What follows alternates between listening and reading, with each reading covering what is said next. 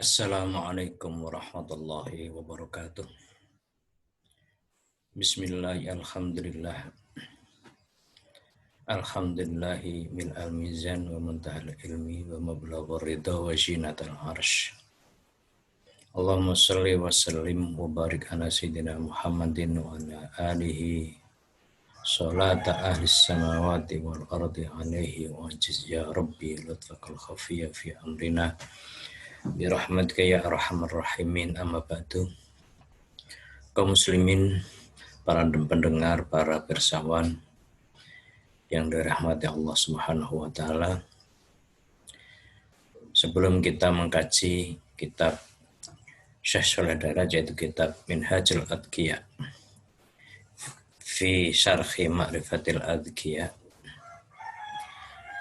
kita perlu membaca surat Al-Fatihah untuk mu'allif atau pengarang kitab ini, yaitu Syekh Shalih Daraj, dan penulis nadhamnya yaitu Syekh Zainuddin Al-Malibari.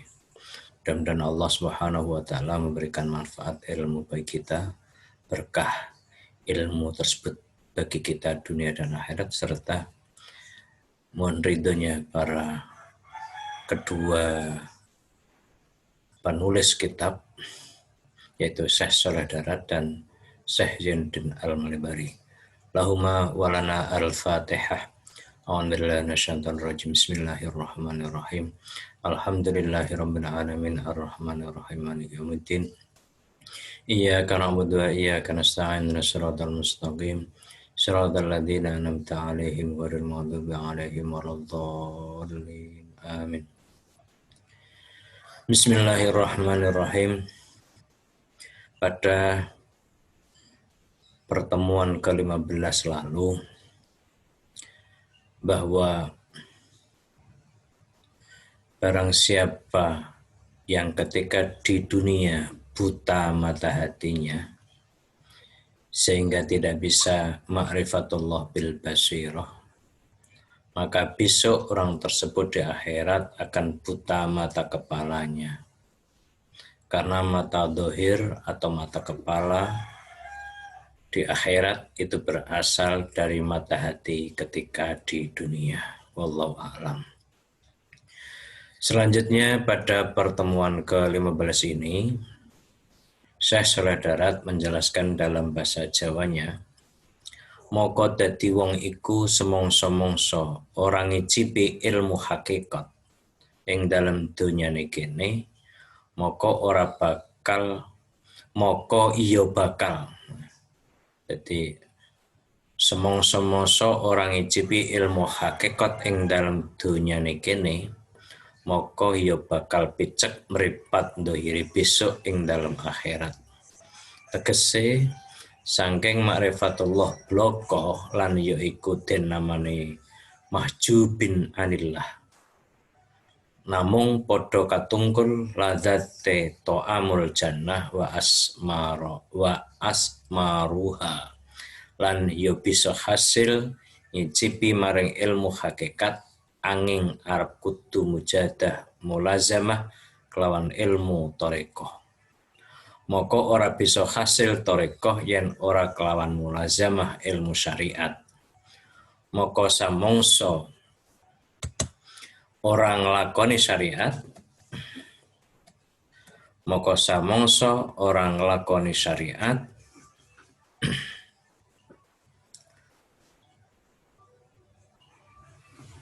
mula samongso orang lakoni syariat, moko ya dadi picek donya lan akhirat, kaya mengkono mburi ceritane fi kalamin adim.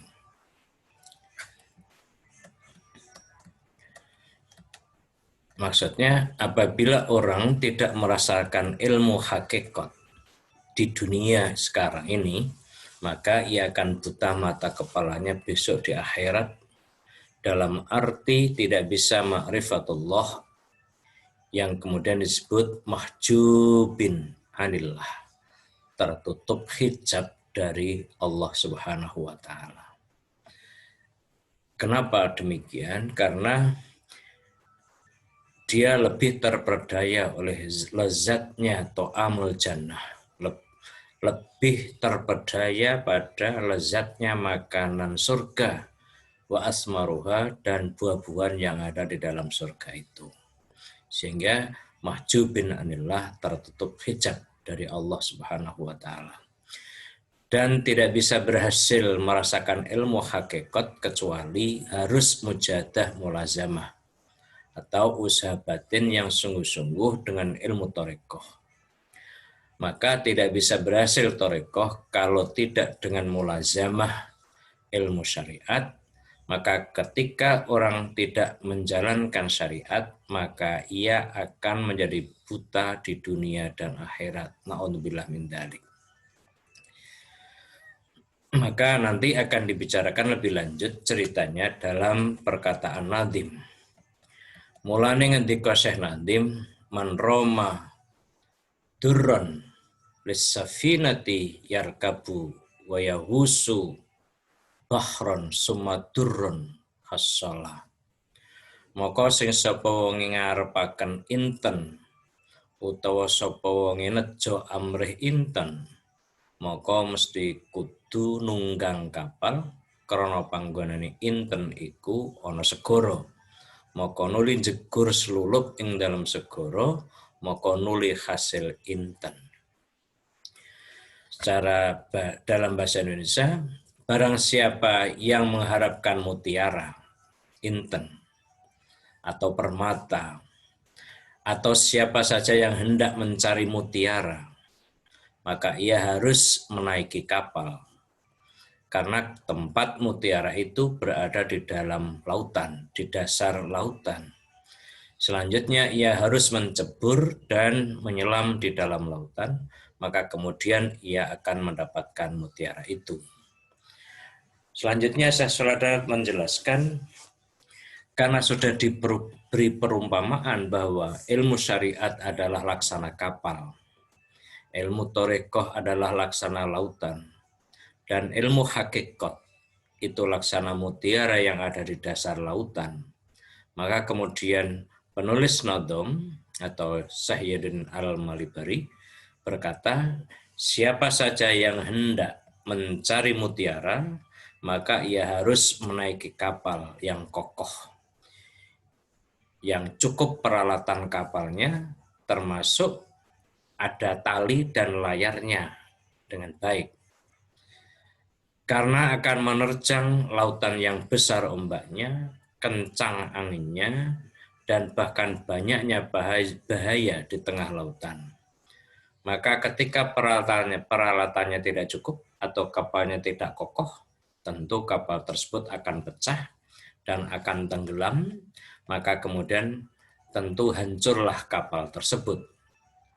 Penumpangnya tidak mendapatkan mutiara, tidak menemukan daratan, tetapi tenggelam di lautan kesesatan dan kerusakan. Na'udzubillah min dzalik. Seperti itulah perumpamaan orang yang menjalankan ibadah dengan kebodohan dan tidak menggunakan ilmu. Oleh karena itu, 3 ilmu, yaitu syariah, thariqah, dan hakikoh, itu 3-tiganya merupakan mulazamah martabah. Yaitu 3 ilmu tersebut merupakan keharusan dalam mencapai derajat, dan ketiga-tiganya tidak boleh dipisah, tidak boleh berkurang. Untuk itulah maka pertama kali yang perlu dilakukan adalah orang harus memperbaiki ilmu syariat dengan memahami syarat rukunnya, mengerti adab dan sunnah-sunnahnya, mengetahui sah dan batalnya, serta bersungguh-sungguh dalam menjalankan perintah Allah dan menjauhkan larangan-larangannya. Kemudian yang kedua, masuk ke dalam ilmu thariqah dengan mujahadah, yaitu sungguh-sungguh usaha lahir batin dengan penuh hati-hati atau ikhtiyat yang sempurna melalui warok dan riyadhah. Warok itu menghindarkan diri dari perbuatan dosa, riyadhah melakukan upaya batiniah atau spiritual. Maka dengan usaha sungguh-sungguh dan penuh hati-hati serta warok dan riyadhah, maka pada akhirnya mendapatkan ilmu hakikoh. Maka siapa saja yang meninggalkan tertib urutan ini, yaitu syariah, kemudian torekoh, baru kemudian hakikoh, yang meninggal tertib ini, maka dia tidak akan mendapatkan mutiara. Tetapi yang bisa menjalankan secara tertib dari syariat, kemudian torekoh secara baik, maka dia mendapatkan hakikoh, maka dia mendapatkan mutiara itu. Mulane ngendika Syekh Nadim, wa kadat tariqatu wal haqiqatu ya akhi min ghairi fi'lin syari'atan lan tahsula. Lan kaya mengkono iku torekoh lan ilmu hakikoh hai sedulur ingsun. Kok ora kelawan nglakoni lakune ilmu syariah, moko ora hasil karone ilmu torekoh lan hakikoh.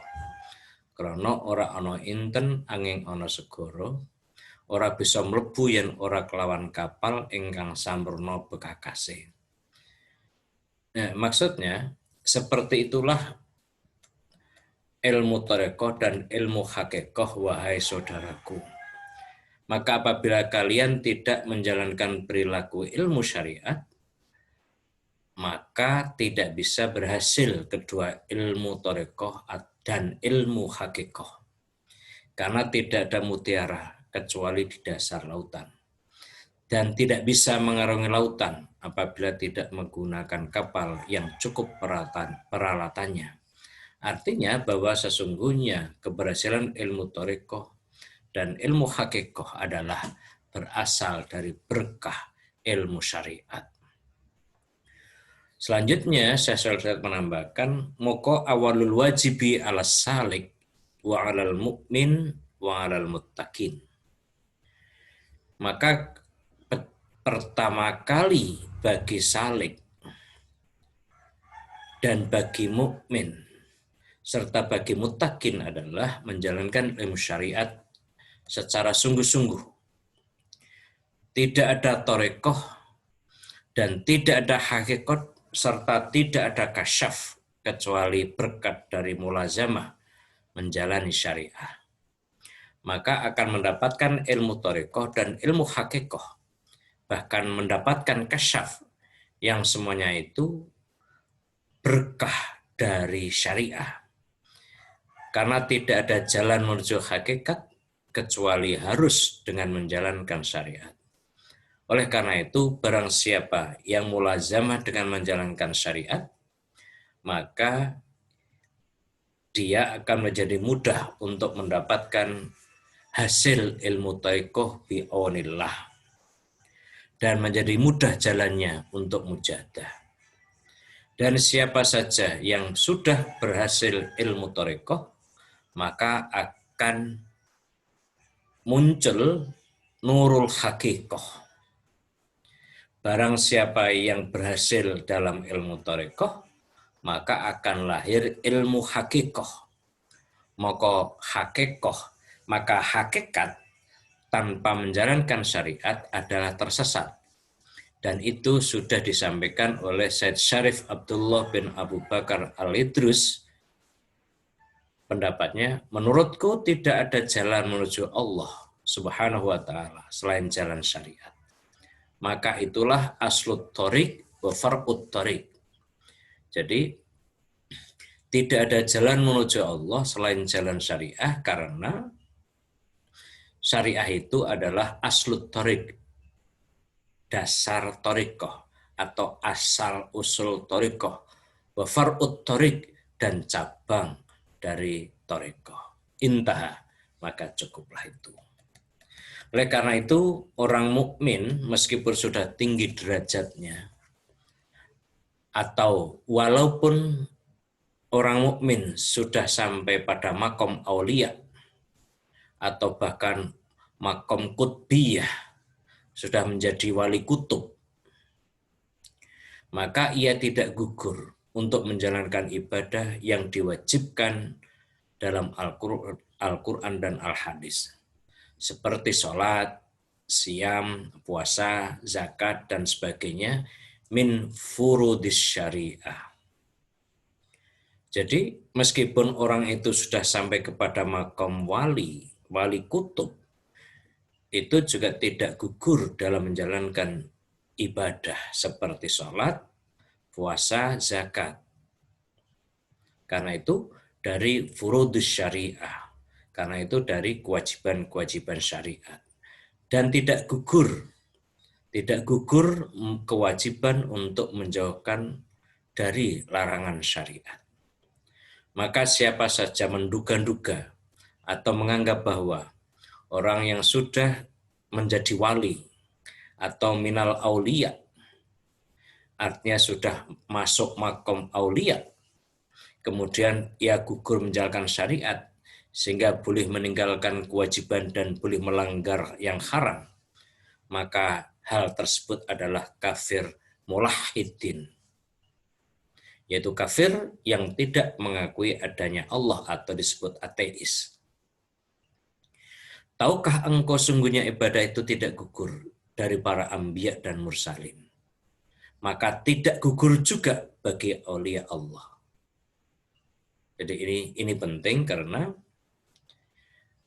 banyak atau paling tidak ada orang yang merasa sudah makrifat atau bisa berada sedekat mungkin dengan Tuhan dengan ketajaman batinnya.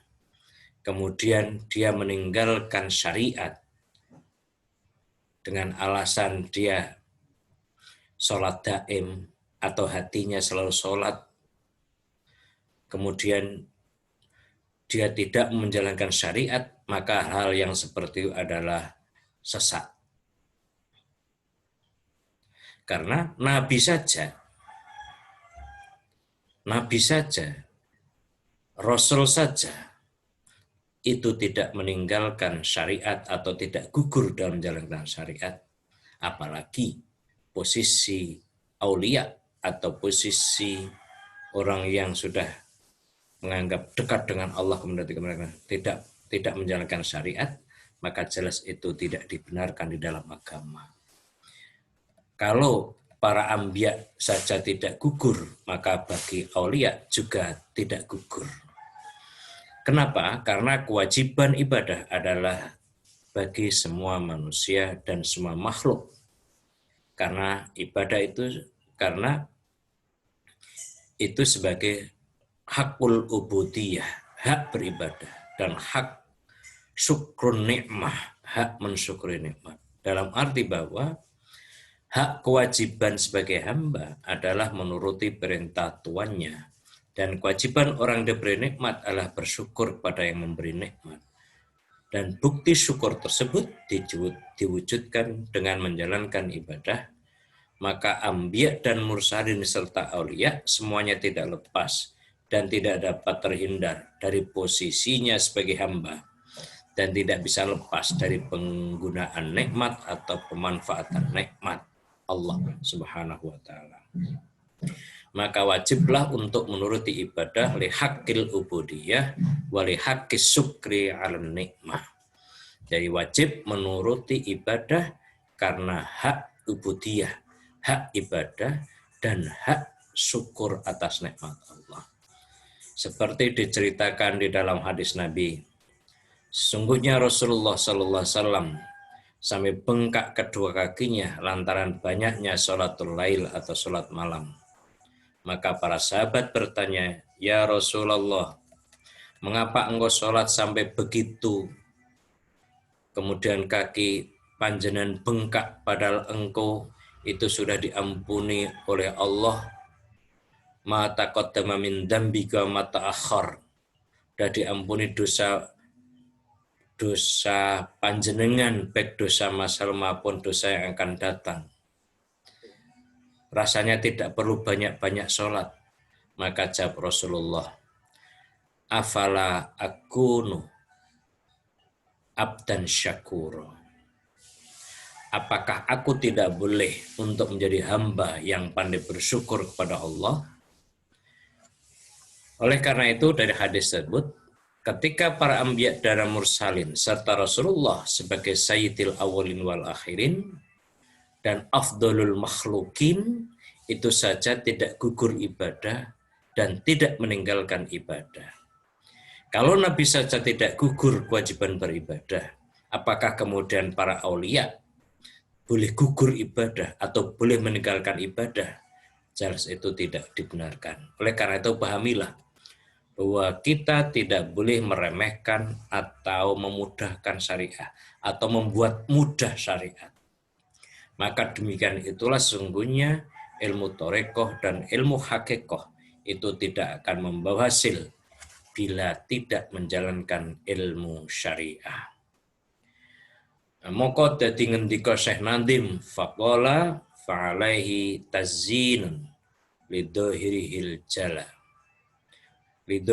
jali bisyariatin ya nuro qalbul mujtala. Moko dadi wajib ing atase salik iku arep maes-maesi kelakuane ingkang wis dohir telo-telo den paes-paesi kelawan nglakoni lakune ilmu syariah supaya mencorong kelawan sebab nur syariah atine salik ingkang hiya ati iku panggonane pemadange Allah Subhanahu wa taala, maka dadi wajib arep den padangi kelawan nur syariah. Jadi wajib bagi salik untuk menghiasi perbuatan lahiriahnya dengan menjalankan ilmu syariat. Untuk apa atau supaya apa? Supaya dengan ilmu syariat itu bisa bersinar cahaya syariah pada hati salik. Bisa mencorong, bisa terang pada hati salik. Karena kolbu merupakan tempat penerangan Allah. Oleh karena itu, hati menjadi wajib diterangi dengan cahaya syariat. Nah, saya sudah menjelaskan, maka wajib bagi salik untuk menghiasi perbuatan anggota badannya dengan diberi pakaian perilaku ilmu syariah. Karena sungguhnya dengan menjalankan syariah itu, cahaya taat dapat bersinar, kemudian masuk ke dalam hati, kemudian menjadi hilang kegelapan hati.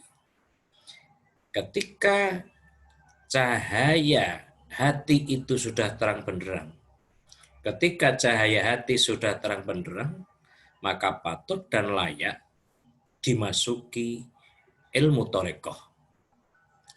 Oleh karena itu, makanya menjadi wajib menghiasi perbuatan lahir dengan syariat agar menghasilkan nur dan hati menjadi bersih.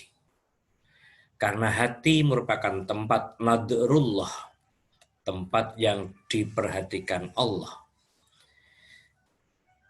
Karena Allah tidak melihat wajah lahiri hambanya, tidak melihat jasmani hambanya, tidak melihat amal hambanya, tapi yang dilihat oleh Allah adalah hati hambanya. Innallaha la yanzuru ila suwarikum wala ila ajsamikum walakin yanzuru ila qulubikum. Jadi yang dilihat oleh Allah bukan wajahnya yang ganteng atau cantik, bukan fisiknya yang gagah dan kuat atau bagus, tapi yang dilihat oleh Allah adalah hatinya. Maka maksud qalbu mujtala adalah hati yang diperhatikan oleh Allah, adalah hati yang dipertimbangkan oleh Allah, adalah hati yang dilihat oleh Allah. Maka jadilah hati itu sebagai tempat nadrullah. Kemudian penulis nadam mensifati lafal liyanuro qalbu mujtala dengan perkataannya watazula anhu dulmatun kayumkina litorikotin fi qalbi antangzila. Lan malih mulane den suprih maes-maesi kelawan nglakoni ilmu syariat iku supaya ilango saking atine salik petenge maksiat. Mulane mengkono supaya kongango ing yen to dileboni ilmu tarekoh ana ing dalem atine salik. Maka semangsa-mangsa ora padhang ati lan ora ilang petenge ati, maka ora bisa yen to den leboni ilmu thariqah. Jadi dianjurkan untuk menghiasi dengan ilmu syariat. Nah, jadi salik, orang yang beribadah itu dianjurkan menghiasi diri dengan ilmu syariat itu agar supaya hilang gelapnya maksiat di dalam hati salik, agar selanjutnya mampu dimasuki ilmu thariqah ke dalam hati salik. Oleh karena itu, sewaktu-waktu hati salik tidak terang dan tidak hilang gelapnya hatinya, maka tidak bisa untuk dimasuki ilmu thariqah. Maksudnya, sesungguhnya buah ketaatan itu membuat terangnya hati.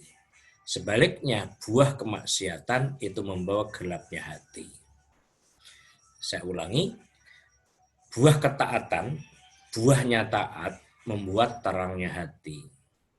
Dan buah maksiat itu membuat gelapnya hati. Maka ketika hati itu gelap, maka tidak bisa menjalankan amalan thariqah. Maka disinilah thariqah itu tidak bisa berjalan tanpa menjalankan syariat dan bisa tumbuh akhlak mahmudah. Bisanya tumbuh akhlak mahmudah kecuali dimiliki oleh orang yang mulazamah syariah dan muwadhabah syariah, yaitu yang bisa menjalankan ilmu thariqah dengan baik apabila orang tersebut mulazamah syariah, melakukan perbuatan yang lazim dalam ilmu syariah dan wadhabah syariah dan membiasakan harian dengan ilmu syariat. Maka ketika terdapat perilaku masyayikh yang macam-macam dalam jalur suluk thariqah, maka Syekh Nadim memperlihatkan secara jelas katanya, walikulli wahidihim tariqun min turukin yahtaruhu fayakunu manda wasila. Jadi ini